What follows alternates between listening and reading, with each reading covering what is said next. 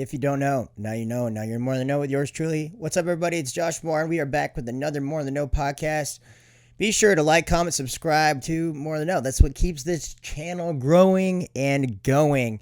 And we are moving right along because UFC 272 is this weekend, and I have taken quite of a break from UFC predictions. So all my UFC fans out there, my MMA fans out there, I apologize, but I'm going to get right into this because UFC 272 is this weekend.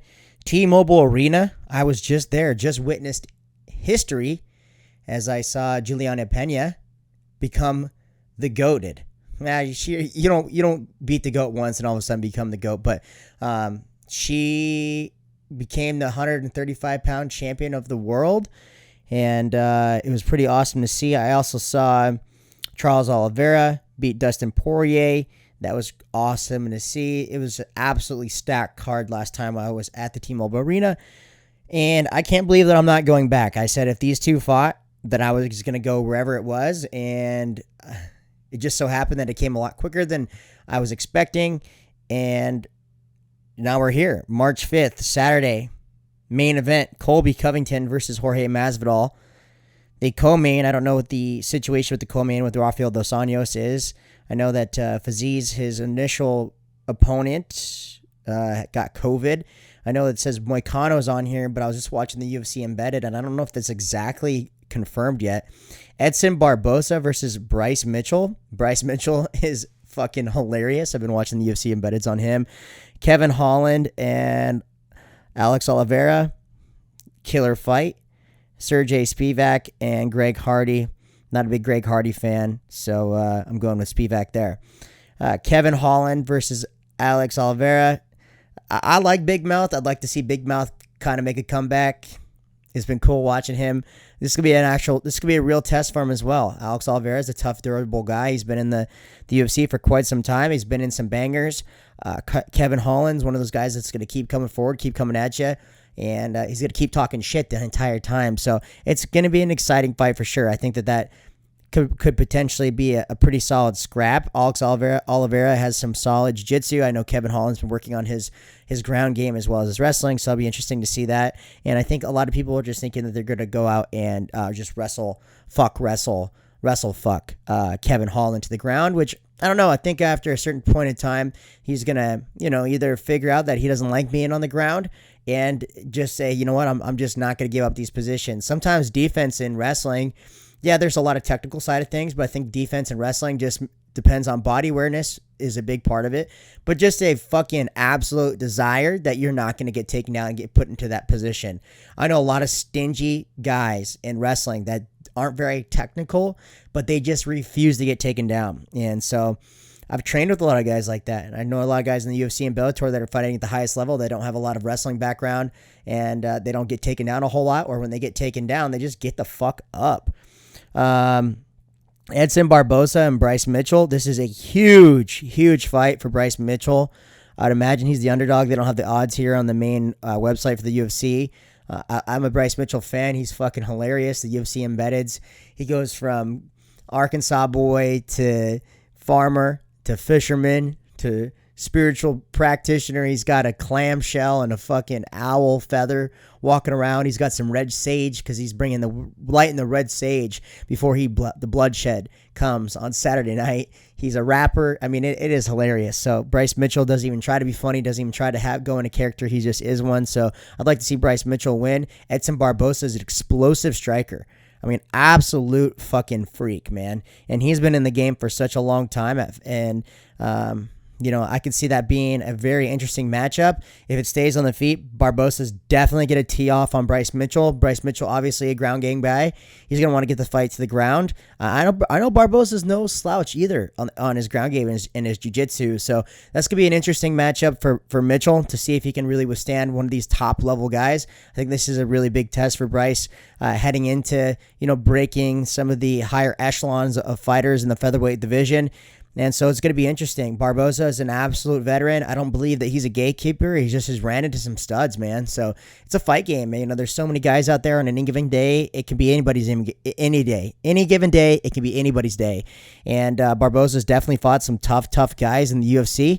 and Mitchell's 14-1, so it'd be interesting to see how he really shows up to the big show, and really he can really rise to the occasion. The Dos Anjos Moicano fight, I don't know if that's, like I said, if that's an absolute certainty or not. I know Dos Anjos, even in the embedded from yesterday, was still saying that he's down at 155 and doesn't want to waste his camp there at 155, and I don't blame him. So I'm not going to speak too much about that fight because I'm not quite sure if that fight is going to happen or not. I haven't confirmed that through resources, but we'll move on to our main event. So our main event is Colby Covington and Jorge Masvidal. Quick backstory: I was getting recruited by Oregon State in high school, and so one of my former high school teammates, I actually didn't go to high school with him, but he went to in the same high school. He went to Oregon State and wrestled for Oregon State for 5 years, and he was one of Covington's training partners and teammates. And I actually went out to Oregon State and trained with the Oregon State college wrestling team when I was in high school, and Colby Covington was in the same room all summer long. So it was cool to see. He's an absolute fireball. He trains like a fucking maniac and makes there's absolutely no doubt in my mind that this guy is at the highest level. I think he gets doubted by his little antics that he puts on and the cringe. You know, they say that Henry Cejudo is the king of cringe. Colby Covington's definitely got to be up there, but I definitely will say that Colby Covington definitely walks the walk and talks the talk, and he lives the life, and he's an absolute goer, and everything that goes along with being at the highest level of athletics. You know, obviously he's had some really tough fights with Kamaru Usman. I think Usman's just on a whole nother level right now. I think if Usman's not in the picture, Colby Covington is your reigning champion for the last few years. I really think that Covington's at that level. I think people really write off Covington because of the goofy suits and everything that goes along with it. But just knowing Covington from the short time that I trained in the same room with him at Oregon State, and just seeing his rise in the UFC and being a wrestler, he's a two-time All-American, you know, being a wrestler and really enjoying his style. I just like that pressure style, in-your-face pressure style. He's probably not going to go out there and knock you out. So a lot of people are going to say, oh, it's boring, he's a crotch sniffer, this and that. But ultimately, man, Colby Covington's going to be in your face. He's going to be on you, and he's going to be absolutely relentless the entire time, which makes it for an exciting fight. Jorge Masvidal, obviously, you know, the big story is they're buddies, they're friends, and, you know, two friends become foes, and, you know, that's a crazy sell on the card. You know, are they actually foes, or are they behind closed doors just laughing at us because they're about to fucking absolutely cash out with this fight? I think that it's pretty real. I've followed up on a lot of the embeddeds as well as the interviews and whatnot, and I found some of the guys here and there slipping. The situation seems kind of interesting. I think that might be a conspiracy of the MMA world, as if they're all involved in it all, but I really don't think so. I don't think it's all for show, but if it was, I would fucking laugh my ass off. And both of these guys are going out for blood. So Jorge Masvidal obviously has had a massive career change. He's been in the fight game for a really long time, since the start of the Kimbo Slice era, doing the street fights, and then he's been in fighting for fucking 15 years, man. You know, he's got 15 losses with 35 wins here, it says. You know, I'm sure the street wins and losses probably doubles that, actually. So Jorge Masvidal, I believe that he's a journeyman. I do like him for this fight particularly. I'd like to see Covington win. It's going to be interesting how this fight plays out. If Masvidal can get in and catch Colby, then he definitely has the knockout power to do so. He's shown it in his past to go in and catch Colby. Now he's not gonna go hunt Colby down for 5 rounds. I just don't see that happening. Colby will outpace him, outclass him, and out wrestle fuck him if he has to. Colby's looking really good in the embeddeds, looking smooth, looking fast, looking crisp. It's really hard to say how a guy's doing, obviously, by just looking just some bare minimum footage, but ultimately I think Masvidal has definitely a fighter's chance in this fight. But if I was to pick and put my money on anybody, it would be on Colby Covington. So it's going to be a massive, mega non-title bout fight, maybe one of the biggest ever in all of the UFC. I don't know if I could really recall a bigger one. You know, obviously Masvidal versus Nate Diaz was really big, and there's some other big ones that Masvidal has been involved in, but no fight has really had this just energy behind it with, friends becoming foes, and now they're meeting into the octagon. So it's going to be interesting. UFC 272 this Saturday. I'm definitely going to be watching and tuning in. So be sure to put your bets on some people. And I'm not giving out any financial advice on this channel.